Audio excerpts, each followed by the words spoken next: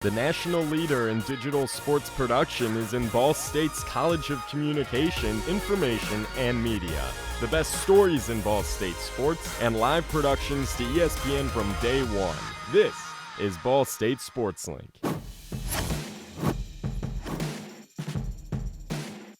Hey everyone, thanks for joining us for this week's episode of Chirp Central, proudly presented by Victory Honda of Muncie. I'm Jack Kaiser, pleased to be with you again as we bounce around Ball State sports. The football team wrapped up its non-conference season last weekend, and what a first 4 games it was for quarterback Drew Plitt. The first-year starter has an impressive 11 touchdown passes, but that number doesn't compare to his shoe collection. Whether it's the football or his shoes, Drew Plitt has a lot to take care of in the fall.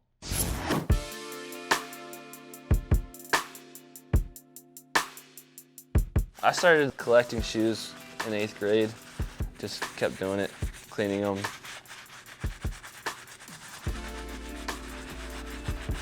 I've had people ask me, like, when I'm wearing shoes that are like 3 years old, 4 years old, like ask me if they're new shoes. I'm like, no, just keep them super clean. I don't let anybody wear them at home.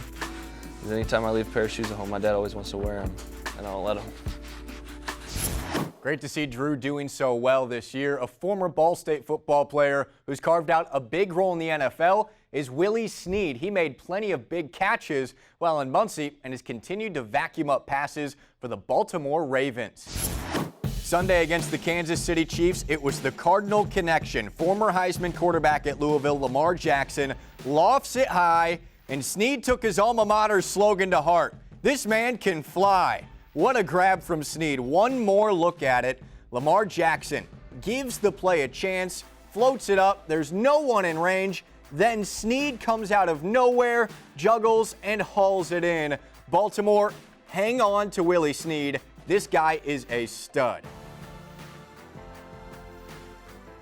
In the midst of fall sports, believe it or not, basketball has commenced. The men's and women's team took the court for their first practice on Tuesday. A month still remains before regular season action, but they're excited to get rolling.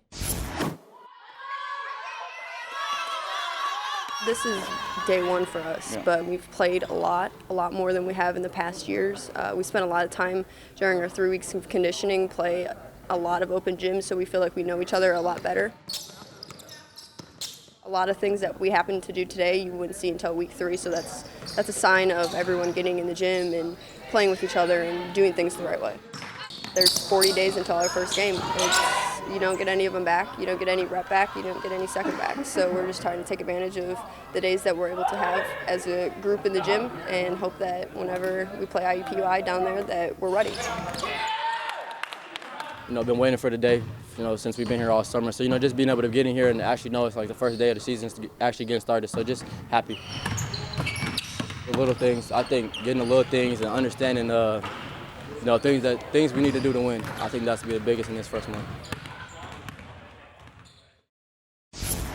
Women's volleyball starts its conference season Friday after a 2-1 weekend at home in the Active Ankle Challenge. Senior Sydney Van Beek continues to be one of Ball State's anchors, while freshman Allison Hamaker has totaled double-digit kills in the last 3 matches, playing her best volleyball of the season.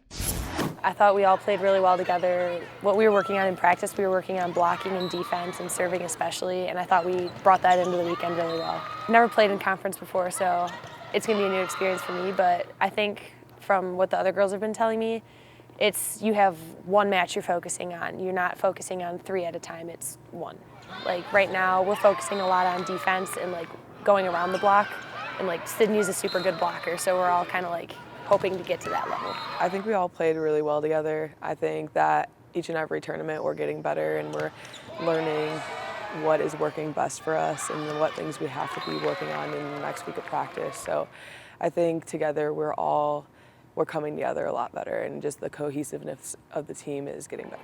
I think we're pretty physical. I think we're still willing to work hard. We're gritty. We don't really give up, and even if we're down by a lot, we're willing to work hard and get back into it.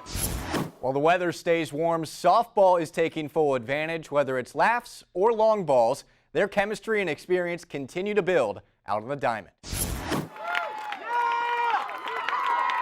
We are a very fun team. We're very crazy. But we do know when it is time to be a little more serious, so there's kind of a fine line with that, but also you got to keep things light to have fun. So I think that helps us a lot, just to stay loose and to stay calm. The atmosphere is just a whole lot better than I think last year's already, and we're only about a month in. So I'm really excited about this team, and I can't wait for the season. It's been a fun group. It's been a self-sufficient group. So I'm hoping that's going to continue to bleed in just how well they compete. It's easy to find talented players. It's a lot harder of a trick to find people that are talented that you think are going to fit your culture. And not only were these kids all a great fit, but they've continued to embody and build on that culture. They're going to work harder together. They're going to grind harder together, take care of one another, support one another when it gets tough. It was a tough selection for this week's 4 players to watch, but here's who you should keep your eye on across Ball State sports. Tatiana Hawkins-Dabney has been lightning in a bottle since the start of this year. She tallied her 4th goal of the year against Purdue-Fort Wayne and tied Grace Alsup for a team high. Allison Hamaker, one of the many impactful freshmen for women's volleyball this season, led Ball State to a sweep of Missouri State with 12 kills and 4 blocks. That performance helped her earn MAC West Offensive Player of the Week honors. Chloe Rickenbach also had a stellar performance Saturday night with a career-high 6 aces in 3 sets, the highest mark of any BSU player this season. Finally, field hockey's Rachel Pereira scored the Cardinals' lone goal at 23rd ranked Michigan State. That does it for us this week on Chirp Central, presented by Victory Honda of Muncie. To stay updated every week, keep in touch with us right here on social media and follow us elsewhere using @BSU SportsLink. For our tremendous crew, I'm Jack Kaiser saying so long from Studio B until next week. Have a great weekend and chirp chirp.